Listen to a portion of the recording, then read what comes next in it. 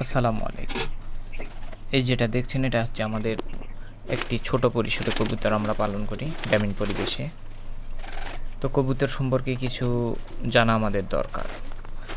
অনেকেই বর্তমান সময়ে অনেকেই শখের বশে কবুতর পালন করে।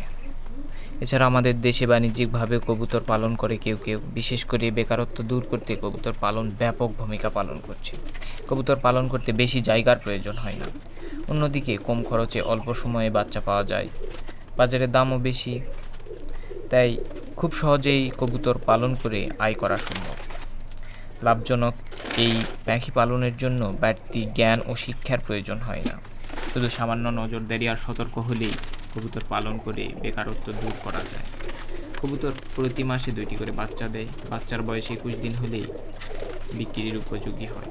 সবচেয়ে মজার ব্যাপার হলো কবুতর অন্যান্য পাখির মতো খাদ্য অপচয় করে না, বরং বলা যায় অপচয়রোধী পাখি কবুতর।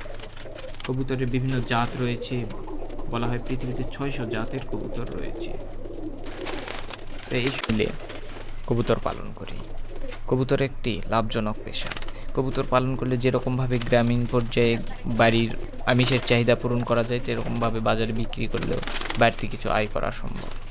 তাই আমরা সকলে মিলে কবুতর পালন করি। কবুতর পালন একটি ভালো পেশা। আলহামদুলিল্লাহ।